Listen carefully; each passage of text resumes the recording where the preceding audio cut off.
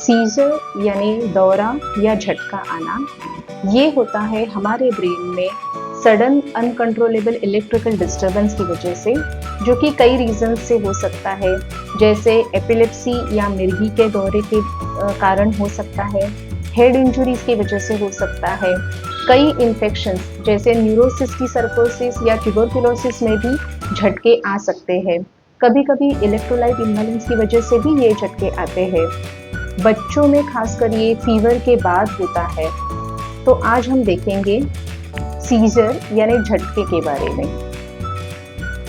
नमस्ते, मैं डॉक्टर एकता आप सबका स्वागत करती हूँ आपके अपने channel get well soon with doctor Ekta में। हमने देखा कि सीजर यानी झटके क्यों होते हैं, इसके कई साइन सिम्टम्स हो सकते हैं। तो अब हम देखेंगे कि इसके कुछ लक्षण क्या होते हैं। तो सबसे पहले तो इसमें ऑरा पाया जाता है। ऑरा मतलब वो सिम्टम्स जो कि पेशेंट को झटके के कुछ देर पहले एक्सपीरियंस होते हैं, जिसमें कि डिजीनेस फील हो सकता है या फिर नोजिया या वोमिटिंग पेशेंट फील कर सकता है। इसके बाद आई रोलिंग यानी आंखों का चढ़ जाना पेशेंट में पाया जा सकता है। साथ ही मुंह से झाग आना यानी माउथ फ्रॉथिंग भी हो सकता है। पेशेंट के लिम्स में स्टीफनेस यानी हाथों पैरों में जकड़न अकड़न महसूस हो सकती है।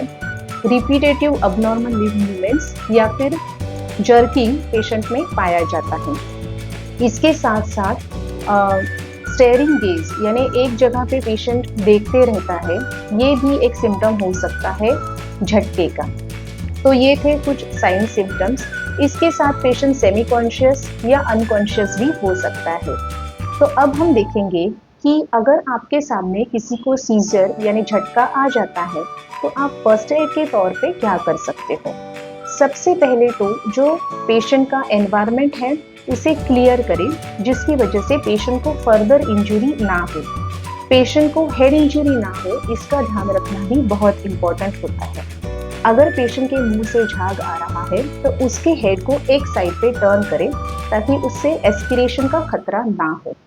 झटके के दौरान कभी भी लिम्ब मूवमेंट्स जो होते हैं यानी जो जकड़न होती है या फिर जर्किंग होती है, उसे रोकने की कोशिश ना करें। अगर पेशेंट को टंग बाइट हुआ है या फिर जॉ में स्टीफनेस है तो उसके मुंह में कुछ भी रखने की कोशिश ना करें, इससे आप पेशेंट को फर्दर डैमेज पहुंचा सकते हो। इसके साथ साथ झटकों के दौरान किसी भी तरह का मेडिसिन पेशेंट को देने की ट्राई ना करें। अगर पेशेंट बेबी है यानी छोटा बच्चा है तो उसके फीवर को कंट्रोल करने की जरूर कोशिश करें। पेशेंट को झटके के दौरान किसी भी तरह का लिक्विड या सॉलिड फूड ऑफर ना करें।